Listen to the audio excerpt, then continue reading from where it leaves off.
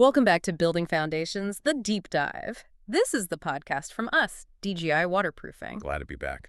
So, if you were with us last time, we really got into the weeds on interior basement leak repair, securing the actual structure. Yeah, locking down the foundation itself. Super important stuff. Exactly. And now that we've done that, it feels like the next logical step is protecting what's inside that basement. Which brings us to today's topic, the sump pump backup system. It's really the ultimate insurance policy against sudden flooding. It really is. And it's the conversation, isn't it, that nobody really wants to have until it's, well, too late. Absolutely. We hear it all the time. Homeowners often put off thinking about it until they've actually lived through that nightmare scenario. Oh, yeah. Picture this. It's 2 a.m., maybe a massive thunderstorm rolling through. Uh-huh. The kind that rattles the windows. And the lights flicker. Right. Once, twice, then boom. Silence. Power's out. And in that exact moment, your primary electric sump pump, the one you rely on, Instantly becomes, well, we sometimes joke at DGI, it's about as useful as a chocolate teapot right then. Hey, it's true, though. It really shows the weak link in just relying on the main system. So our mission today in this deep dive is to explore these backup systems. We want to show you why we at DGI highly recommend them, even though, they aren't technically required by code. And help you figure out which system is the best fit to really maintain the waterproofing services we provide to keep that basement dry no matter what. Okay, let's quickly define the main character here, just for context. Your primary sump pump. Yeah, think of it as your basement's bodyguard. It sits in a sump pit or basin, usually at the lowest spot down there. And its job is basically to watch for water levels rising. Exactly. When groundwater or seepage hits a certain point, a float switch triggers it, it kicks on, and pumps that water out through a discharge pipe away from your foundation. Simple enough when it works, but it relies on a few things working perfectly. And that's where the trouble starts, the Yeah. failure points. Primary pumps, they just seem to have this knack for failing at the absolute worst time. Okay, let's dig into that. Why do they fail? Especially, like you said, right when that storm hits and you need it most. Well, the biggest reason, and it's kind of the cruel irony of it all, is power outages. Right. The very storms dumping tons of water are the ones knocking out the power grid. Precisely. So no electricity means no pump function. It's the most common failure cause by far. Instant vulnerability. But hang on, what if someone has, say, a really high-capacity pump, one rated for thousands of gallons per hour? Shouldn't that handle heavy rain even if the power stays on? That's a good question, and it brings up the second failure point, the overwhelm factor. Yeah. Sometimes during like a massive downpour or really rapid snowmelt, water just floods into that sump pit faster than any standard pump can physically remove it. So even if the pump's running perfectly, the pit just overflows because the inflow rate is too high. Exactly. The pump specs are fine, but the volume of water is just too fast. Okay, power loss, overwhelm. What else? Then you've got plain old mechanical failure. And let's be honest, sometimes neglect plays a big part. Right. These are machines, after all. They are. They have motors, bearings, and crucially, that float switch we mentioned. Parts age, they wear out. And Murphy's Law, right? They tend to fail during a deluge, not on a sunny day. And the float switch seems like a really common culprit. Oh, definitely. We see it constantly. It gets stuck, maybe debris jams it, or it just fails electrically. And if that switch doesn't tell the pump to turn on, well, it doesn't matter how powerful the pump is. And if you haven't been, cleaning out the pit, checking the grate, making sure that switch moves freely. You're basically turning your protection system into an expensive paperweight waiting for a flood. And we'll get into this later, but insurance companies really look closely at maintenance, or the lack thereof, when a claim comes in. That's a really important point. Okay, so primary pumps can fail. Let's talk solutions. The backup squad, as you called it. Right. The backup system is like, well, it's like the insurance policy for your insurance policy. It's a secondary device sitting there monitoring the water level. And it jumps into action only when needed. Exactly. When the primary pump fails for any reason, power loss, mechanical issue, flow switch problem, or even if the water just rises too high for the primary to handle, the backup kicks in automatically. It's that safety net. So when we guide our clients at DGI, what are the main types we're looking at? Generally, we focus on three main categories, each with its own pros and cons. Let's start with the most common one, probably. The battery-powered backup.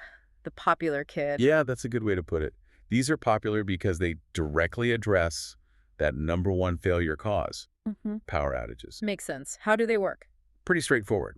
They run on a separate 12-volt deep cycle battery. Think like a heavy-duty marine battery or one for a golf cart, not your car battery. Okay, different kind of battery. Right. And it has its own float switch.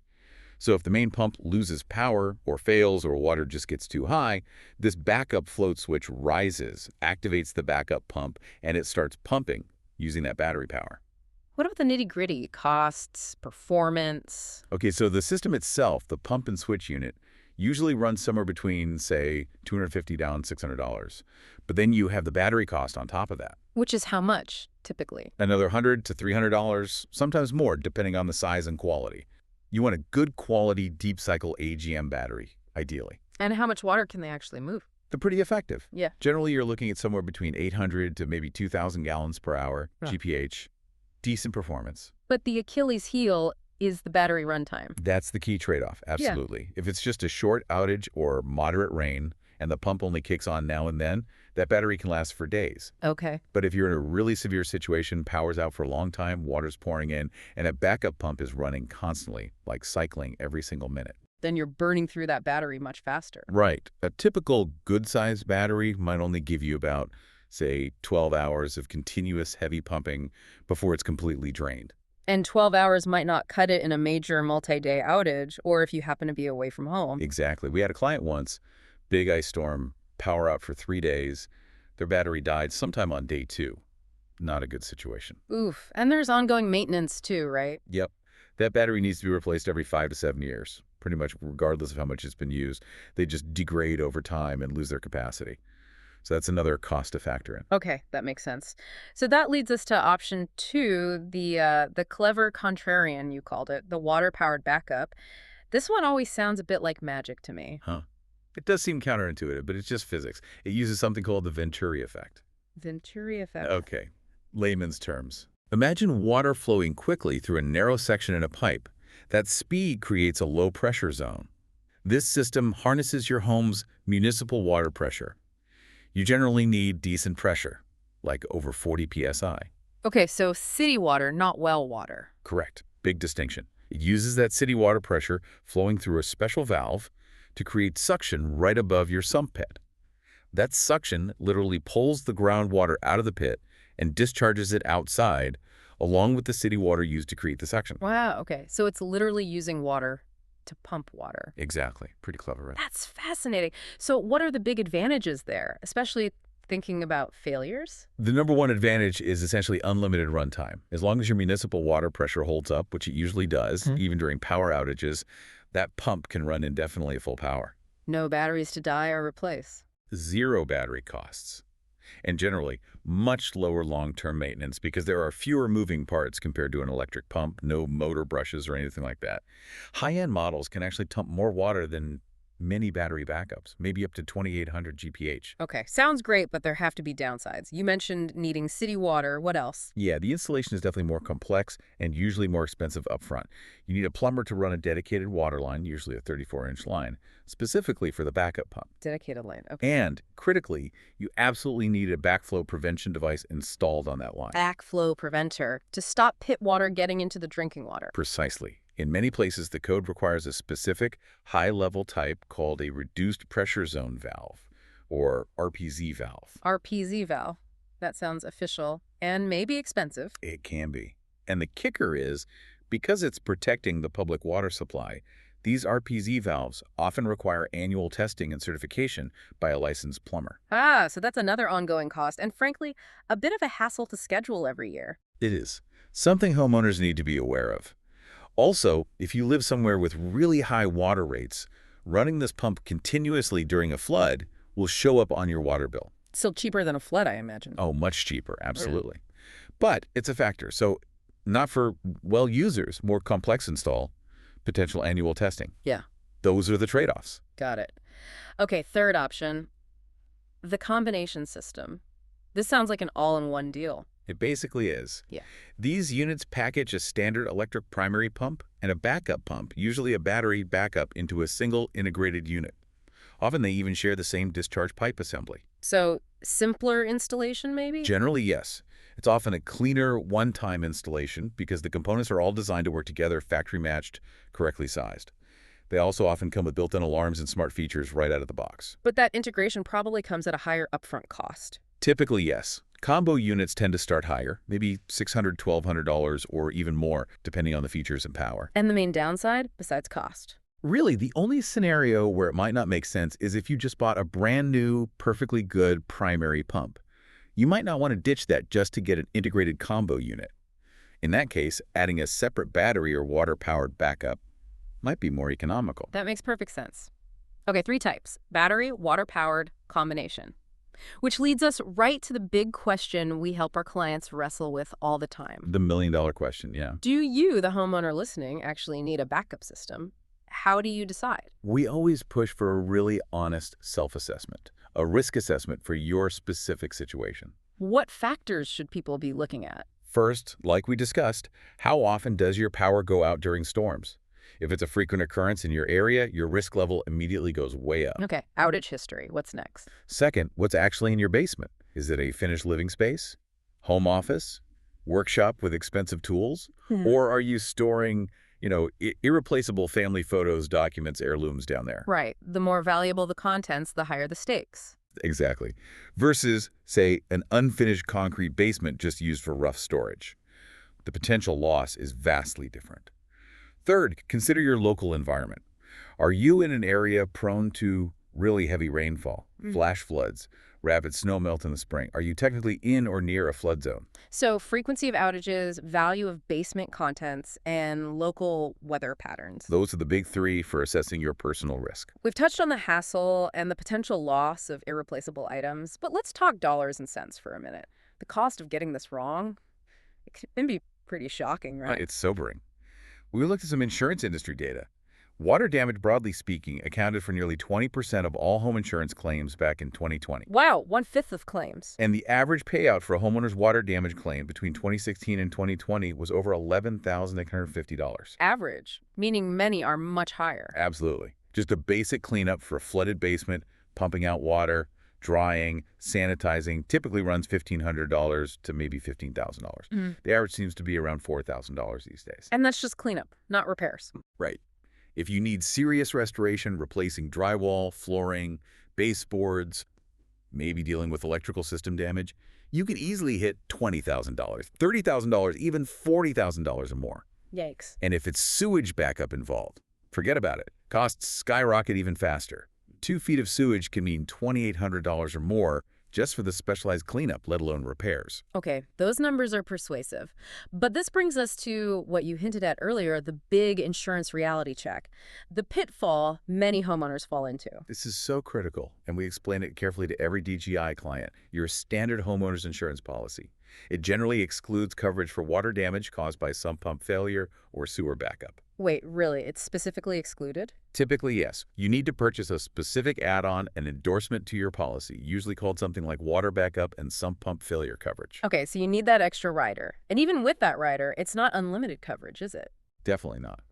These endorsements almost always have specific coverage limits, maybe $5,000 or $10,000 is common. And they often come with their own separate deductible, which might be higher than your main policy deductible. So even with the endorsement, you could still be significantly out of pocket, especially for a major flood. Absolutely. And here's another key point, that endorsement typically covers the damage caused by the water, the ruined carpet, the wet drywall, damaged furniture. It does not cover the cost of replacing the failed sump pump itself or the backup system. Ah, so you still have to pay to fix the root cause of the problem. Correct. Pump replacement and installation is usually on you. And circling back to the neglect factor, how does that play into insurance claims? This is huge. If you file a claim under that water backup endorsement, the insurance adjuster is going to investigate why the pump failed. If they determined it failed due to lack of reasonable maintenance, like a clogged intake, a stuck float switch that clearly hadn't been checked, maybe years of sediment buildup in the pit, They could deny the claim, even if you have the endorsement. they absolutely can and do. They'll argue the failure wasn't sudden and accidental, but rather due to negligence. Wow. So how can a homeowner protect themselves, prove they did maintain it? It's tough, but documentation helps. Keep receipts if you have a professional service it. If you have an RPZ valve for a water-powered system, keep those annual test certificates religiously. And for DIY maintenance. Keep a simple log. Note down when you clean the pit, tested the float switch, check the battery charge for battery backups, maybe even snap a quick dated photo with your phone showing the clean pit and free-moving switch before storm season. It sounds like overkill, but it could be invaluable if you ever need to make a claim. That is fantastic practical advice. Okay, so let's assume someone's assessed their risk, looked at the potential costs, checked their insurance, and decided, yes, I definitely need a backup. How do they pick the right type? We try to match the system to their main priority. Okay, so if someone says, my biggest priority is low maintenance, I don't want to worry about batteries or lots of upkeep. Then, assuming they have reliable municipal water pressure, the water-powered system is often the best fit. No batteries to replace, generally fewer parts to wear out over the long haul. What if their absolute top concern is just having dependable backup power during an outage, no matter what? Maybe their city water pressure isn't great, or they just want that self-contained security. Then the battery-powered backup is usually the way to go. It doesn't rely on any external factors like water pressure, just its own stored energy. And we can even set those up with dual batteries or high-capacity marine batteries to maximize that runtime. And if someone's doing a new installation, maybe building a house or replacing an old primary pump anyway, and they just want the simplest, most integrated solution. That's where the combination unit really shines. One purchase, one installation, components designed to work together, often with those smart features built right in. Straightforward. Makes sense. Match the tech to the need. Now, installation. That's obviously key, but it's not the end of the story, is it? Not at all. Installation is step one. Ongoing maintenance and monitoring are the hidden heroes that keep your basement dry long-term. What are the absolute essential maintenance tasks everyone should be doing? At least twice a year, maybe spring and fall, you need to physically look at the pump, make sure it's sitting upright, clean any debris off the intake screen or grate, check that the discharge pipe outside isn't blocked by leaves or ice. Okay, visual inspection, clear debris. What else? You must test the pump, pour a few buckets of water into the sump pit. Does the primary pump kick on quickly? Does it drain the water effectively? Then, lift the float switch for the backup pump manually. Does it kick on? Test both the primary and the backup function. Absolutely. And for battery backups, you need to check the battery itself. Make sure the terminals are clean, check the charge level, check the water levels if it's not a sealed AGM type. Do this before the stormy season hits, not during. Right, proactive testing. And technology has given us some new tools here too, hasn't it? Smart monitoring. Oh yeah, it's a game changer. Many newer systems, both backup and combo units, have smart capabilities. Electronic alarms that sound locally if there's a problem. Smart float switches that are less prone to mechanical sticking. And even connectivity. Yes. Wi-Fi-enabled systems are becoming more common. They can send alerts directly to your smartphone via text or email the instant the backup pump activates, or if the water level in the pit gets too high for any reason. So you could be on vacation miles away and get a notification that there's a potential issue back home. Exactly. It allows you to react immediately, call a neighbor or plumber, maybe prevent a small issue from becoming a catastrophe. Huge peace of mind. Okay, one more thing we often get asked about at DGI, portable generators. Can I just use a generator to power my primary pump if the electricity goes out? Is that a substitute for a backup pump? It's a fair question. A generator can certainly power your primary sump pump. They typically draw around 9 amps or so, well within the capacity of most portable generators. So it helps. It helps if the only problem is a power outage and your primary pump is otherwise working perfectly and you are home, awake, and able to safely hook up and run the generator. Yeah, lots of ifs there. Right. A generator does absolutely nothing if your primary pump fails mechanically, if the motor seizes or the float switch is stuck. The pump won't run even with power. And it's not automatic. Not unless you have a permanently installed whole house automatic generator, which is a much bigger investment. With a portable generator, you have to be there to start it. A dedicated backup pump, whether battery or water powered, kicks in automatically, 24/7, whether you're home or away, and whether the failure is electrical or mechanical. So the generator is maybe a helpful complement to a backup system, but definitely not a substitute. That's exactly how we view it. They serve different, though sometimes overlapping, purposes. Okay, this has been incredibly thorough. Let's try to synthesize this as we wrap up. We're talking about an upfront cost for a backup system, maybe $250 to $600 for the unit, plus a battery potentially, plus installation. Right. Let's say all in. Maybe $500 to $1,500, depending on the type and complexity. An investment, for sure. But you compare that investment against the potential costs we talked about earlier. Exactly. Compare it to that $4,000 average basement flood cleanup. Compare it to the $20,000 or $40,000 for major restoration. Compare it to your insurance deductible, the potential for claim denial, the loss of irreplaceable items. And the sheer hassle and stress. And the stress. When you frame it that way, a few hundred or maybe $1,000 invested now versus potentially tens of thousands plus heartache later, the value proposition becomes pretty clear for most people. It really shifts from an expense to an investment in security and property value. That's it. The true value is that uninterrupted peace of mind knowing you're protected. So maybe a final thought for our listeners to chew on. Okay, how about this? Sump pump failures. They are 100% predictable in the sense that eventually every pump will fail. It's a mechanical device. Right, it's not if, it's when. Exactly. But they are 0% predictable in when that failure will happen. Could be next year, could be next week, could be tonight. So the decision you're really making today isn't if you'll deal with a pump failure, but how you'll deal with it. Will you deal with it proactively, getting a backup system installed on, say, a calm, sunny Tuesday? Or reactively. Or reactively scrambling in panic at 2 a.m. during a massive storm with water rising in your basement and a power out? That puts it in perspective pretty starkly. Don't wait for Murphy's Law to pay your basement a visit. Make the proactive choice now while you're thinking about your home's overall protection. Excellent advice. And of course, if you need help assessing your risk, choosing the right system, or getting it professionally installed, remember that's what we do here at DGI Waterproofing. We can help you make that decision. Absolutely. The old saying holds true. The best time to install a backup sump pump was probably right before your last flood.